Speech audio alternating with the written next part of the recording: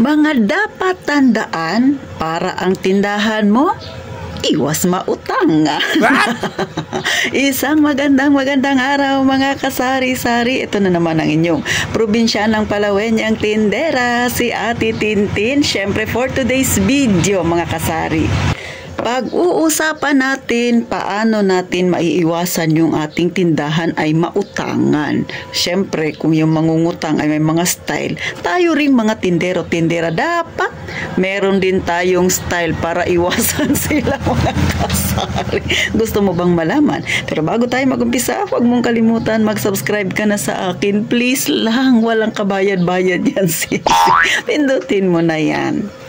Siyempre pa, pakilike na rin ang aking video kung may natutunan ka o isa ka sa tinderang nakaka-relate sa ganitong sitwasyon. Pakishare na rin mga kasari para dumami pa tayong mga tindero-tinderang magchismisa ng real talk ukol sa ating tindahan. Kaya eto na, umpisa na natin ang masaya nating chismis.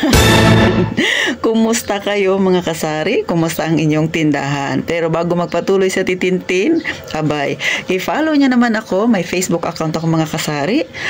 Type nyo lang Ate Tin. Doon naman ay medyo magpangiti tayo ng mga tindero-tindera. Minsan ay nai-stress. So, diba? Mga problema na tinatapik na titintin. Pero dinadaan ko lang sa pakwela-kwela para mapangiti ko kayo kahit papaano mga kasari. So, eto na ang ating pag-uusapan ngayon. Paano nga ba natin maiiwasan yung mga mangungutang? O, pag may tindahan ka, hindi talaga maiwasan na may nangungutang. Pero, mga kasari, gaya ng mga nai-upload ko na sa mga dati ko pang video, hindi naman talaga masama magpautang. Pero depende yan sa mangungutang sa atin. May mangungutang na tapat naman sa kanilang sinabi, sa kanilang pangako, which is okay yung ganong customer. Pero meron din namang mangungutang na, nako, mapapastress ka talaga nang wala sa oras mga kasari. So yan ang iiwasan natin. So number 1 dyan mga kasari, syempre, iwasan mong magkwento sa mga customer mo ukol sa kita ng yung tindahan. O syempre tayo mga tindero-tindera, tayo lang ang magchismisan. Wag na nating isama yung customer natin. Kasi nga mga kasari, no? So dalawang klase ang customer na pwedeng mangutang sa atin. Pwedeng mangutang yan ng ating paninda, pero yung masaklap, yung customer na nangungutang ng pera. O, kung hindi paninda ang utangin, sasabihan kanya na pera na lang siguro te, o diba, kaya wala ka talagang lusot. Kaya mas mainam, huwag kang mag-o-open sa kanya tungkol sa benta or kita ng yung tindahan. Madalas yan, pupunta dyan sa tindahan mo, makikipagkwentuhan, lalo na pagkakapitbahay mo yan, syempre magtatanong-tanong, kukunin yung loob mo, kakausapin ka, sasabihan ka na medyo malakas yata ang bentahan, nakakamagkano ka ba sa isang araw, o diba? So huwag mo silang bibigyan ng clue. Pwede mo silang sabihan na, ay nako, sakto lang pambigas-bigas, sakto lang pambayad ng kuryente. O, si Ate Tin kasi ginawa ko na yan, no? Bagamat hindi naman siya nangungutang sa akin, pero may mga time kasi na ayokong maglabas ng, basta para sa akin, no, personal na kasi yung tanong niya. So, ayokong sabihin sa kanya kasi yung kabilang tindahan ay syempre nakikipagmaritisan din sa kanya. So, ayoko ng ganun. Minsan kasi may mga customer na magaling gumawa ng issue. Oh, kaya si Ate Tintin, pag tinatanong ako ng mga ganyang bagay na alam kong para sa akin ay masyado ng personal, ay hindi ko siya sinasagot ng matino. Ang sabi ko lang, sakto lang pambayad ng kuryente, pangkain sa araw-araw para ako'y mabuhay. Para hindi tayo maputulan ng tubig. So, yun ang aking sinasabi mga kasari. Hindi ako talagang nagbibitaw sa kanila na ganito kalaki or ganyan mga kasari. No? Hindi. Kasi para sa akin, mas mainam ng tahimik tayo. O, diba? Sikretong malupit na natin yung mga tindero-tindera. At hindi rin ako nagchichismis, no? Na yung mga problemang kinakarap ko ukol sa aking tindahan. Hindi. Kasi minsan meron tayong mga kapitbahay na inaantay lang nila yan na ma-stress ka. Siyempre, pag na-stress ka, minsan hindi maganda yung nagiging outcome.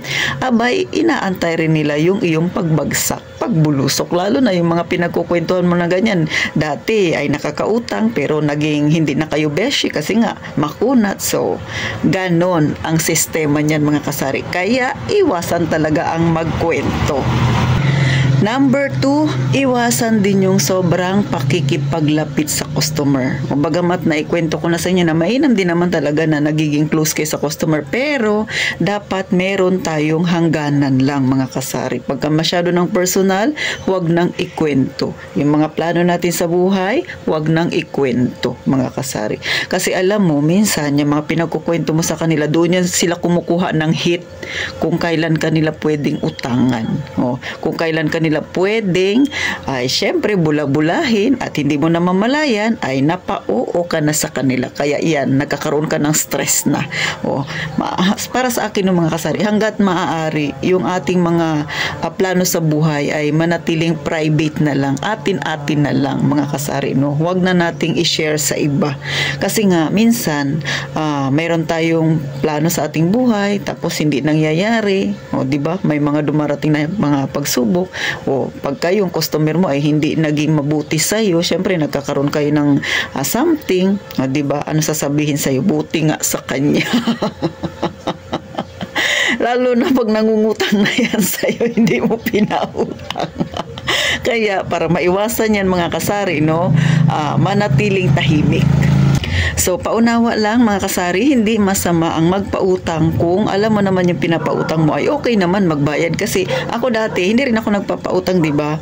Pero dito kay mother, may border siya na nangungutang sa akin, which is nakakatulong din naman na kahit papano ako ay makapag-ipon. Kaya sa totoo lang, ang pagpapautang ay may dalawang maibibigay rin yan or naidudulot sa atin. Isa yung stress talaga pagka hindi sila nagbayad at isa naman yung nakakatulong para mas mapalago pa natin ang ating tindahan, o di ba?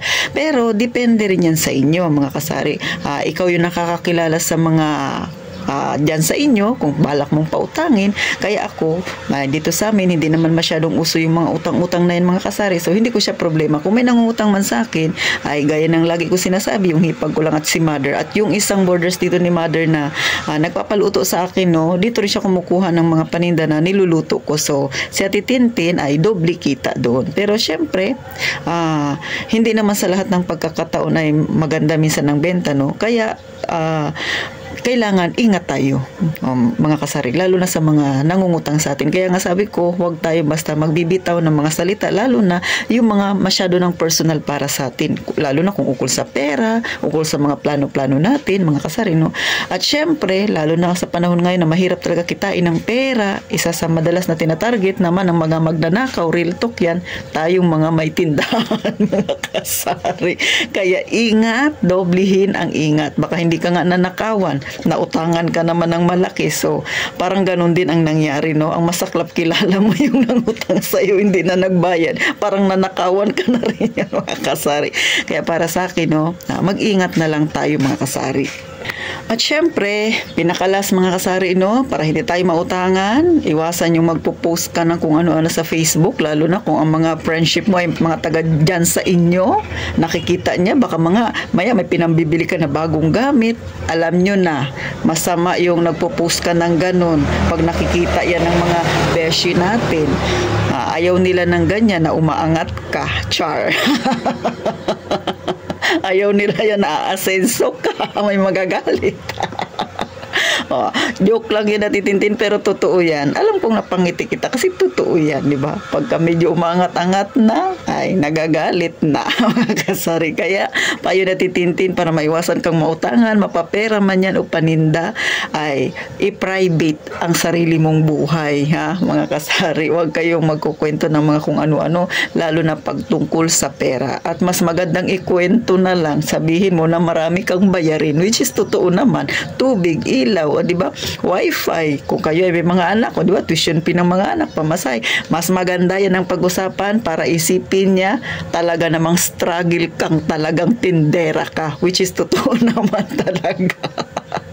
Mas mainam na magpaka-humble tayo mga kasari, no? Kasi pagka kanilang nararamdaman na ay mapera yan, di ba? May mga tao na hindi naniniwala. Ikaw yung target nila na utangan. O, kaya para sa akin, no, mga kasari, ito payo lang sa mga kagaya kong tindero-tindera, no, para hindi kayo mautangan, ay manatiling sikreto yung mga ginagawa natin sa buhay. So yan lang yung real talk na titintin. Sana nakakuha kayo ng kaunting idea, lalo na sa mga tindahan dyan na madaling utangan. Ha? Baka mamaya isa sa mga yan ay hindi natin napapansin, ginagawa natin mga kasari. So iwasan na lang para ang tindahan mo ay lumago naman, hindi sa utang, kundi syempre sa mga produkto na mga ititinda natin.